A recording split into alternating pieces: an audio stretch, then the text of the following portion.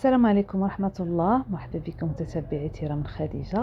نتمنى ان شاء الله تكونوا بخير وعلى خير.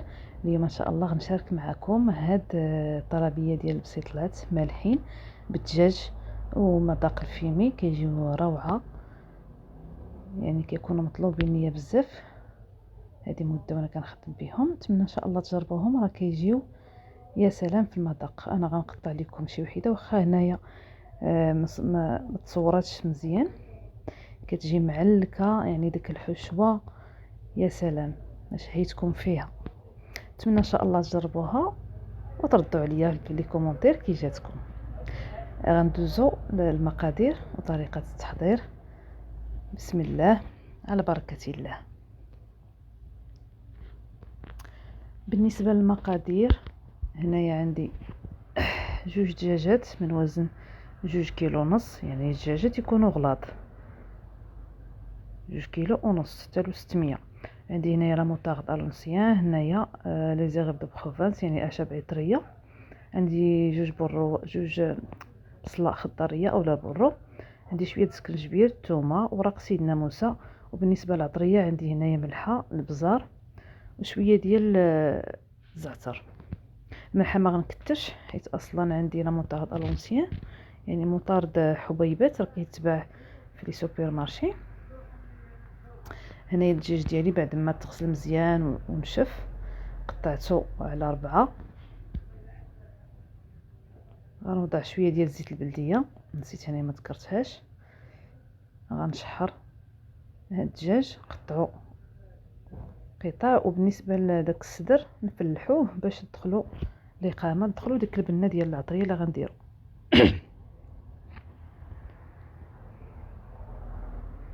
تبارك الله، هاد الكميه هادي راه كتعطي كميه ديال البسيطلات، يعني هاد 2 دجاجات الغلاط، يعني كما قلت لكم 2 ونص، راه تبارك الله كيعطيو.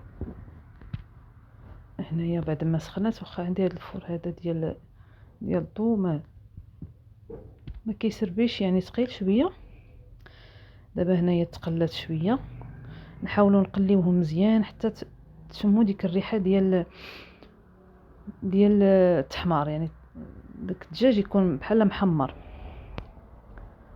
قلبوه مره 2 حتى يتقلى مزيان، عاد باش نضيفوا عليه يعني العطريه ديالو باش يتنسم. انا غطيت عليه، خليته كما قلت لكم حتى تقلى مزيان. وهنايا غنضيفوا سكنجبير، راه حكيته شويه، يعني واحد المعلقه كبيره، وملحه شويه ما نكتروش، شويه البزار والزعتر.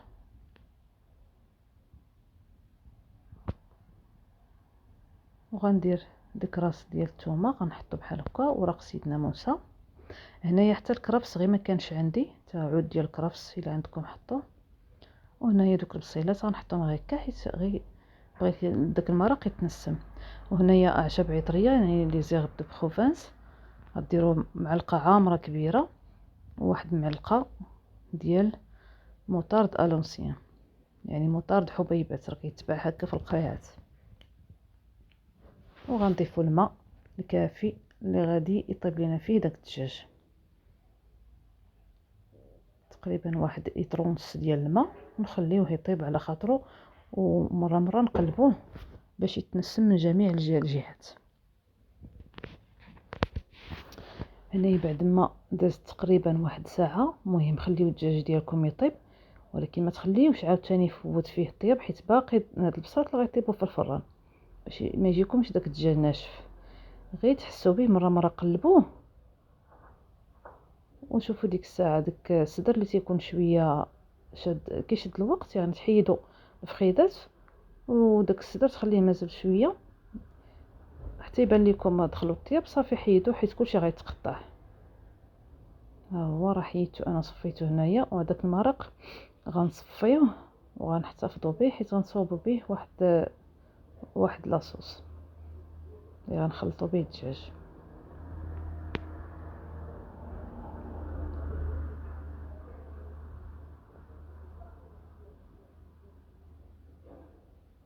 هنايا صفيته وغنحتفظ كما قلت لكم بهذا المرق.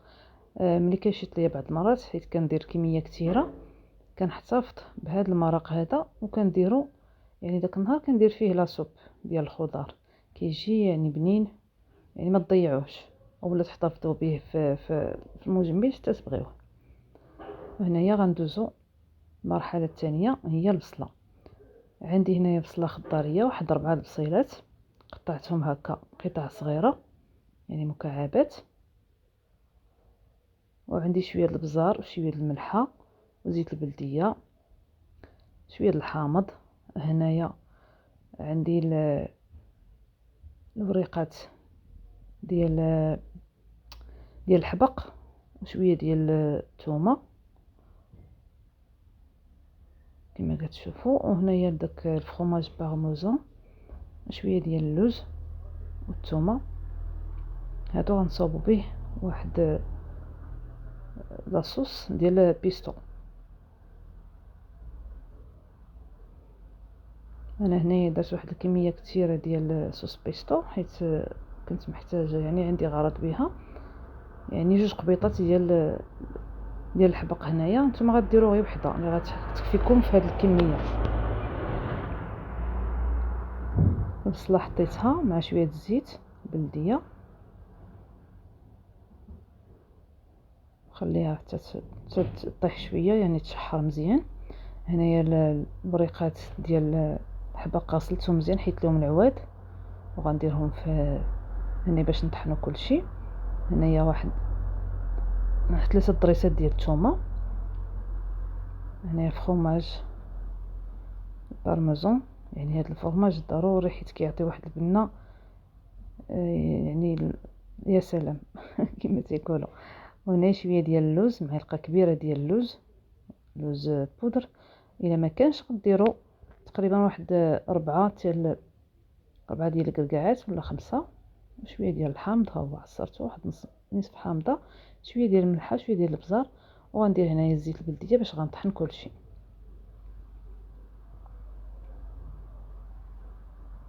هاد صوص بيستو كتعطي واحد المذاق مع هاد الدجاج منسم بهاد العطريه هادي وداك لدان فيمي، يعني هاد الخليط هاد الميلونج هذا كيجي واعر. هنايا شويه ديال الملحه والبزار البصله باش تنسم حتى هي ما تجيش باسله. وكنخلطها مره كنخلط حتى كنتحصل على البصله كتجي يعني معلكه. الا ما كانتش هاد البصله هادي لقيتها اللي ما كتكونش بصله خضاريه كديروا البورو، واحد 4 البوروات.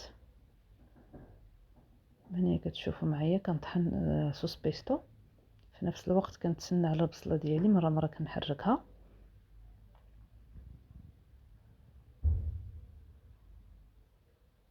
هاد البسيطلات غير جربوهم راه غيعجبوكم، تقدروا ديروهم بحال هكا، تقدروا ديروهم بريوات، يعني كيجيو بنان ومطلوبين. انا هاد الطلبيه عندي داكشي علاش بغيت نشاركها معكم.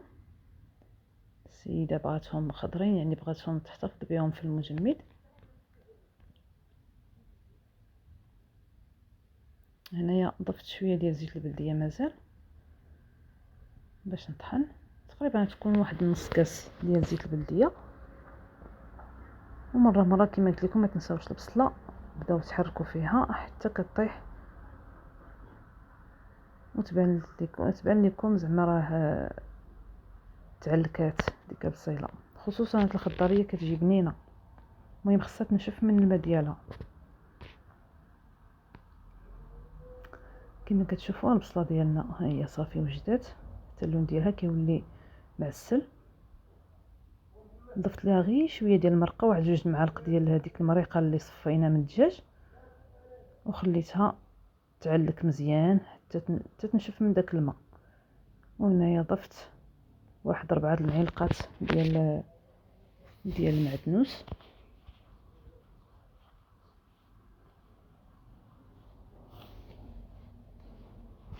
صافي غنخليه على جنب. غندوزو دابا نصاوبو داك لاصوص. ها هي بيستو ديالنا وجدات حتى هي. يعني هذه راه غتحتفظوا بها الا صوبتوها بكميه كثيره، تحتفظوا بها في الثلاجه. يعني عده استعمالات ليها زوينه، المذاق ديالها بنين.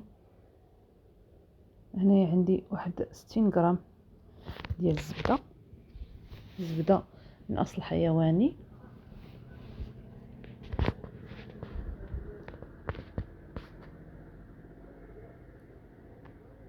و60 غرام ديال الطحين.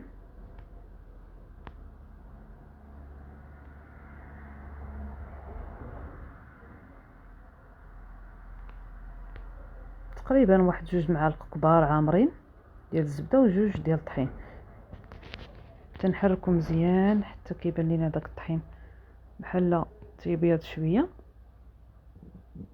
عاد باش نضيفو السوائل.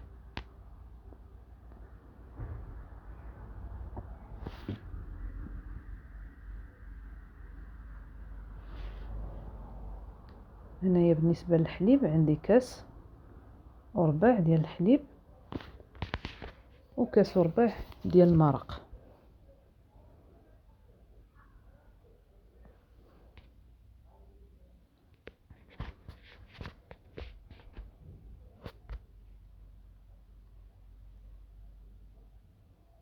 كنحركو مزيان دائما، يعني مع التحرك باش ما تلصقش لينا.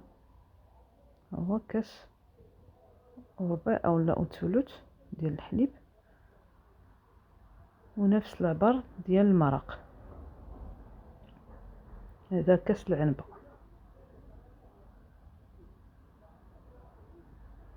صافي كنخلطو مزيان حتى كتوجد لينا هاد البيشاميل ديالنا. هنايا غندير شويه ديال العطريه، يعني داك التحميره فيمي، تقريبا واحد المعلقه عامره، حتى هي كتعطي اللون وكتعطي المذاق ديال الفيمي اللي بغينا في هاد البساطله هادو.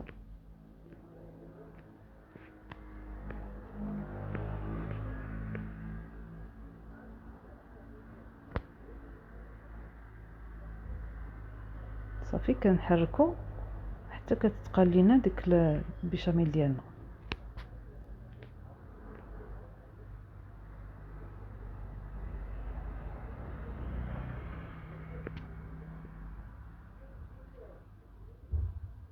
هنايا بعد ما برد الدجاج ديالنا قطعناه، حيدنا ليه العظم.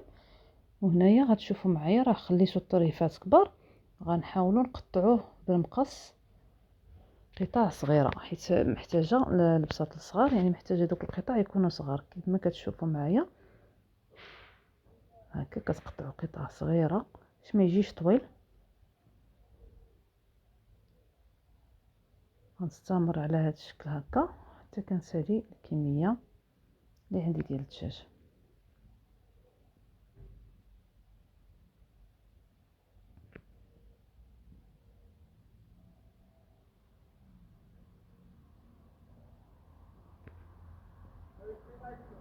غادي بالدجاج يكون قطع صغيره. الا كنتو غتصايبوا سطيله كبيره معليش، الا درتو طريفات كبار يعني يكون طوال. اما دابا حنا بسيطلات صغار خاصنا يعني داك الدجاج يكون صغير. وغندوزو دابا الدجاج ديالنا، غنضيفو ليه واحد الاضافات وحدين اخرين. غنزيدو غنديرو البصله اللي شحرنا،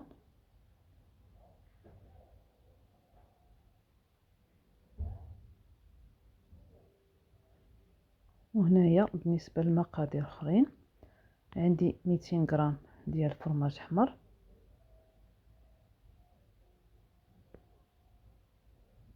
اولا غوده اللي توفر على غوده مزيانه، كتجي شويه هي ناقصه ملوحه. وهنايا عندي 200 غرام ديال الموتزاريلا،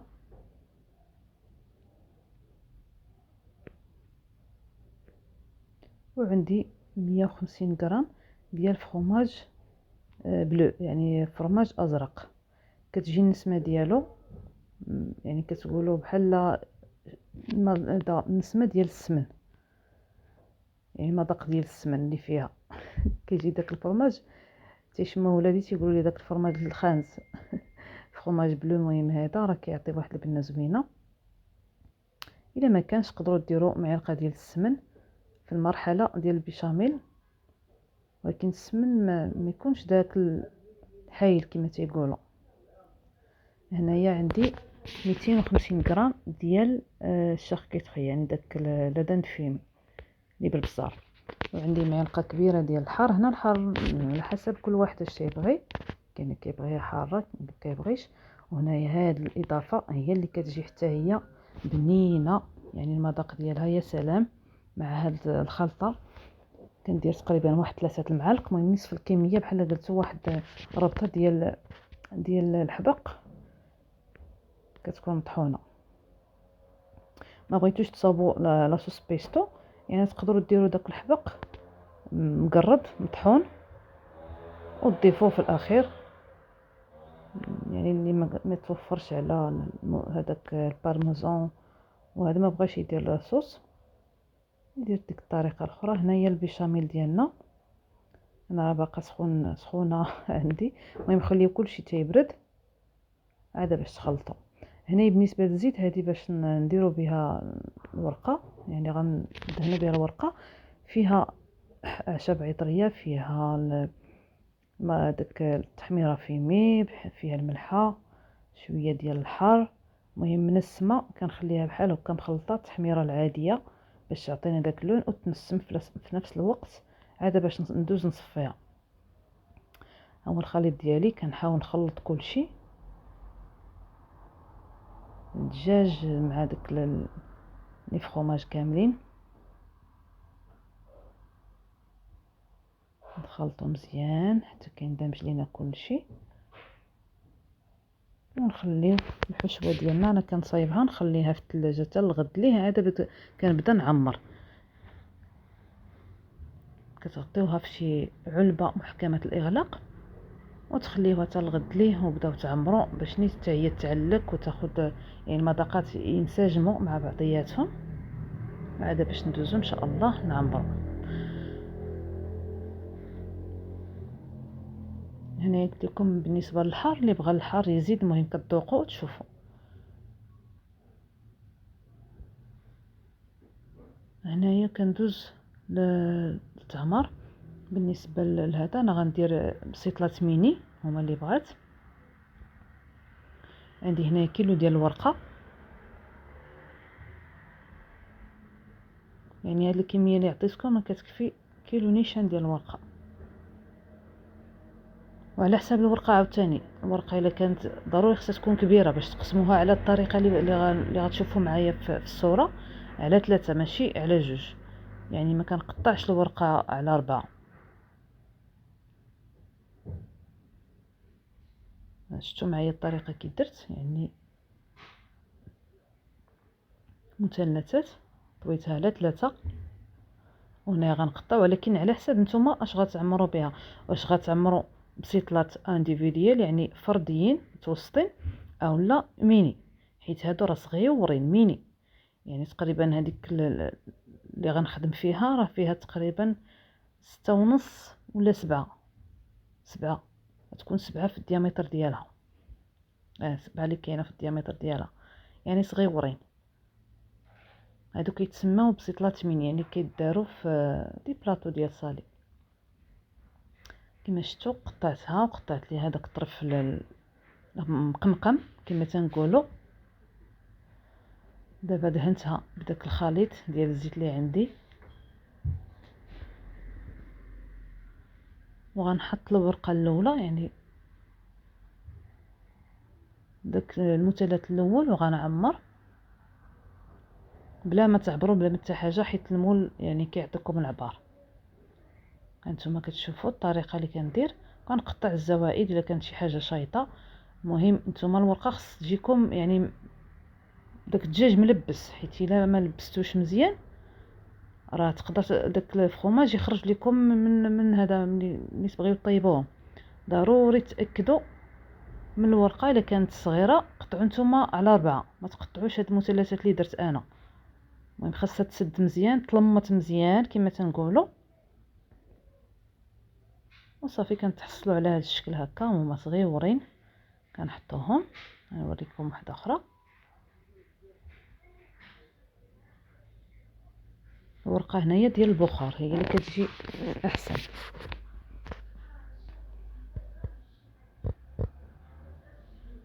كنعمرو يعني الكميه اللي كتعمر لينا، وكنضغطوا عليها باش تشد الفورمه ديال الاطار. وصافي كما كتشوفوا طريقه سهله. هانتوما بحال كنديروا دي بلي، وكنقطعوا الزوائد الا كانت كثيره. كنحطوا النصف الثاني، وكنحاولوا نديروا نفس الطريقه صافي حتى كنكملوا الكميه كلها اللي عندنا ديال البسيطلات. راه كتخرج كميه تبارك الله. هادو راه مزيانين في رمضان، حيت كل واحد كتحطي ديالته.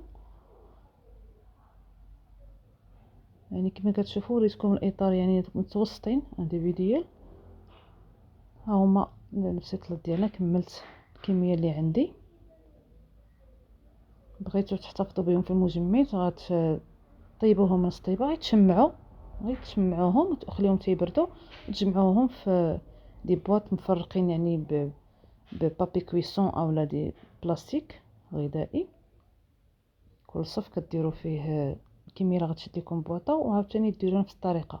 انا راه خرجتهم بحال هكا، بقاتهم خضرين. هنايا بالنسبه الكميه اللي عطاتني هنايا اظن 70 بياسه. وهنايا داك التفرتيت اللي قطعنا كنخليه يكرم، اولا كتدخلوا الفران ينشف وكنطحنوا. انا غنوريكم كيفاش غنديروا به يعني التزيين. انا غنطيب شي وحدينات باش تشوفوا غير التزيين ديالهم كيفاش. ها هي ديك الورقه كما قلت لكم هرمشتها، كتجي بحال الكونفليكس.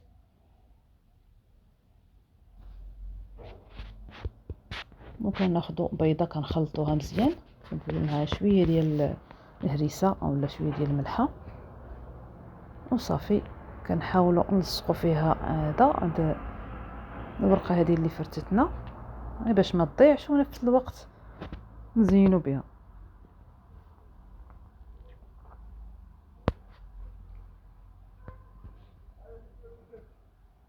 نتوما كتغطسوهم مزيان في داك البيض، وكنحاولوا وملي نساليو الكميه ديالنا قبل ما تدخلوهم المجمد حاولوا تكوهم واحد تكه من الفوق بحال غتنفسوهم، باش ملي تدخلوهم الفران ما يتفرقعوش. يعني داك الفرماج ما يتحلوش ويتفرقعوا ويخرج داك الفرماج. كما قلت لكم يعني السده ديال البسطيله خصها تكون محكمه محكمه. يعني خصكم تسدوها مزيان وتكو بواحد الكيغدون كلهم البساط كلهم. ملي تساليوهم تكو واحد التكه في الوسط اولا جوج تكات في الوسط، باش ما توصلوش حتى لتحت، غير الفوق، باش ملي طيب في الفران ما تفرقعش لينا يعني تنفس. صافي هنايا غنكمل هاد الكميه اللي بغيت نطيب بها باش تشوفوا الشكل ديالها النهائي كيفاش كيجيو. وها هما البسيطلات ديالنا. نتمنى ان شاء الله يعجبوكم وتجربوهم وتردوا عليا كي جاوكم في لي كومونتير. وبالصحه والراحه، وما تنساوش لايك وبارطاج مع العائله والاحباب. الى فيديو اخر ان شاء الله. بالصحه والراحه.